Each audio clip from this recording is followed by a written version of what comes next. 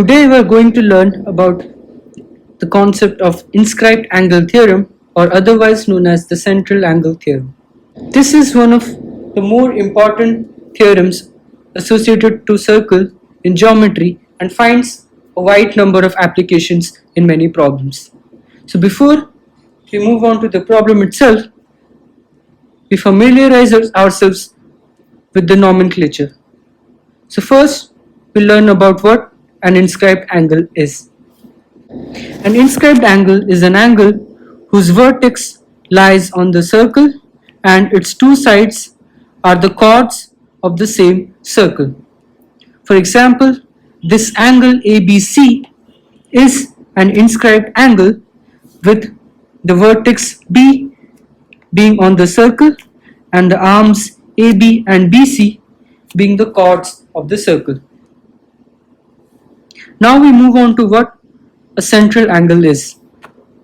So, a central angle is an angle whose vertex lies at the center and the two radii are the sides of the angle.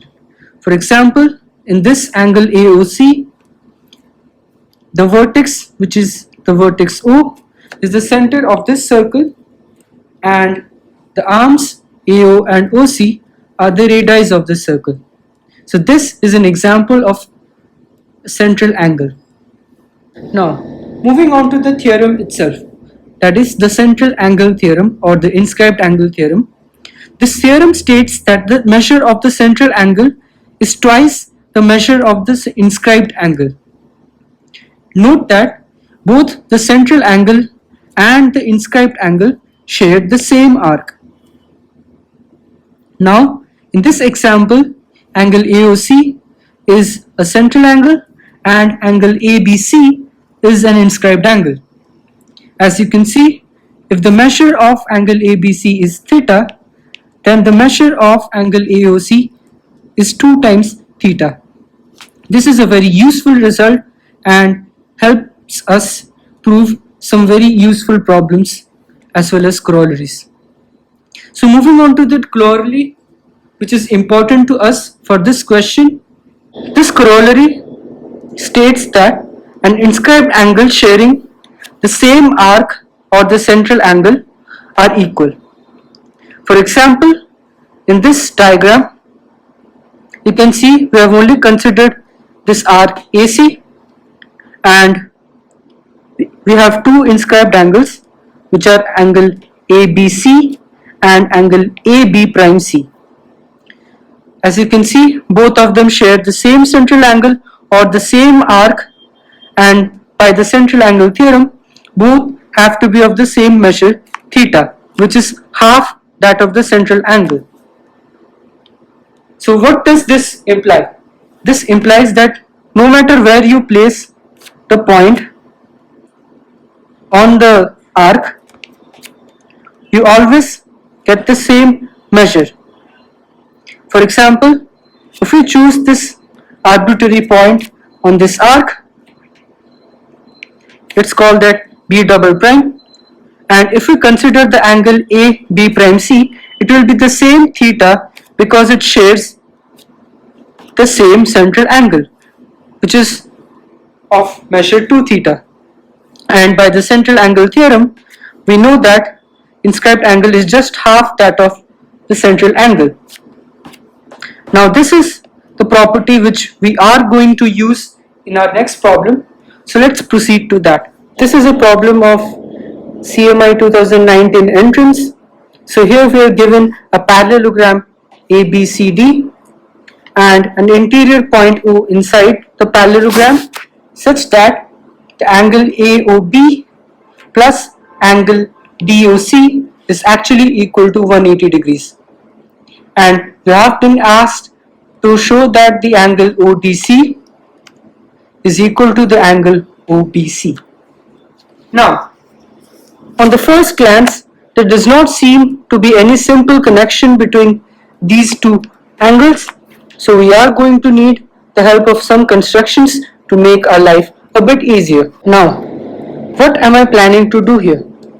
So firstly, since we know that DC and AB are parallel to each other because this is a parallelogram, I can parallel shift this triangle DOC onto this side AB. Okay, let's call this parallel shifted triangle as APB. This is very easy to do. What we can do is first use our compass and ruler to draw a line parallel to DO from A like this, and then again draw a parallel line from B which is parallel to CO like this. Now my claim is, let's call the point of intersection to be P. Now my claim is triangle APB is actually congruent to triangle DOC. Essentially it is a parallel shifted triangle, so it has to be congruent. Now we have to prove that phi is this. This is very easy to see. We can use the ASA congruency criterion. Firstly, take a look at this angle PAB and ODC. Now since I said that AP is parallel to DO, angle PAB will actually be equal to angle ODC. Now similarly, since PB is parallel to OC, angle PBA is actually equal to angle OCD. And now AB is equal to CD because these are just opposite sides of a parallelogram.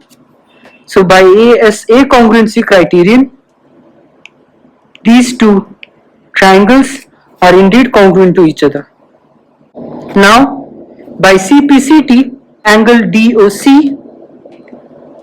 which is this angle, is equal to angle APB, which is this angle. Essentially the apex angles of both the triangles are going to be equal to each other. DOC by CPCT. Okay, and now we have another information at our hand, which is angle DOC plus angle AOB is equal to 180 degrees. But that also means angle APB plus angle AOB is equal to 180 degrees because these two are equal to each other. So now let's move our attention to this quadrilateral APBO. I claim that this quadrilateral is a cyclic quadrilateral. Now, why is that? Firstly, what is a cyclic quadrilateral? A cyclic quadrilateral is just a quadrilateral which can be inscribed inside a circle. Now, what are the properties of cyclic quadrilateral? One of the property of cyclic quadrilateral is that the opposite angle sum is 180 degrees. And as we can see here, angle APB and angle AOB are indeed the opposite angles of this particular quadrilateral, and their sum is indeed equal to 180 degrees. That just means that this is a cyclic quadrilateral which can be inscribed inside a circle. Now we have constructed a circle around APBO, which as we saw was a cyclic quadrilateral, so this inscribing using a circle is indeed possible.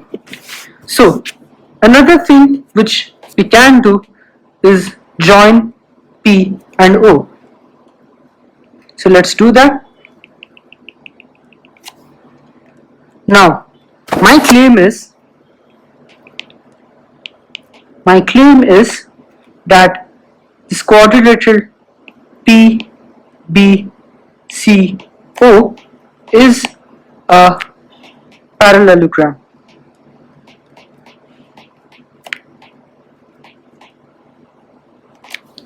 Now, why should that be the case? This is very easy to see using congruence. So I will actually show that triangle COB is actually congruent to triangle PBO. Okay, so first thing we can do is see that CO is actually equal to PB, and we can also see that angle COB is equal to angle PPO, and last but not the least, OB is equal to OB because it is a common side. CO is equal to PB because this triangle DOC is actually congruent to this triangle APB, as we saw before. So by CPCT, these two are equal to each other. Now these two angles, angle COB and angle PBO, are equal to each other because by our construction OC is parallel to PB and OB is a transversal. So these two angles are actually alternate interior angles which have to be equal to each other. And finally, the common side OB comes into the play. So by simple SAS congruency criterion, triangle COB is congruent to triangle PBO. Now, what does that help us with? That actually helps us with this angle, which is angle POB. Now, my claim is angle POB is equal to angle CBO or OBC. Now, that is because we were able to show that this is a parallelogram, and this is just thus implies that PO is parallel to BC, and again OB is a transversal, so these are just alternate interior angles which have to be equal to each other. Now we see that this is a circle, this is an arc PB, and angle PAB and POB are actually inscribed angles of the same arc. Do you see what we are trying to show? Yes, we are trying to show that these two angles are equal to each other, and that would actually solve our problem, because in our problem we had to show that this angle was equal to this angle.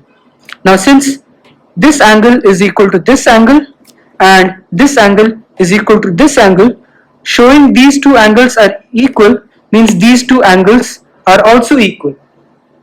So that's what we are going to do. Now focus all your attention onto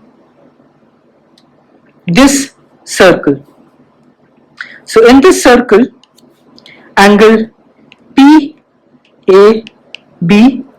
is equal to angle POB by our corollary. What did our corollary say?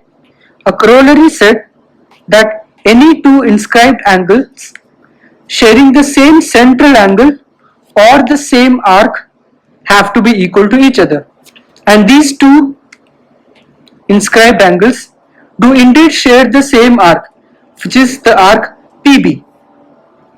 So by the use of our corollary, we can conclude that these two angles are equal, and since angle PAB is actually equal to angle ODC and angle POB is equal to angle OBC, these two angles are also equal to each other, and hence we are done with our problem. So thank you very much for this. If you like our video, please make sure to like and subscribe.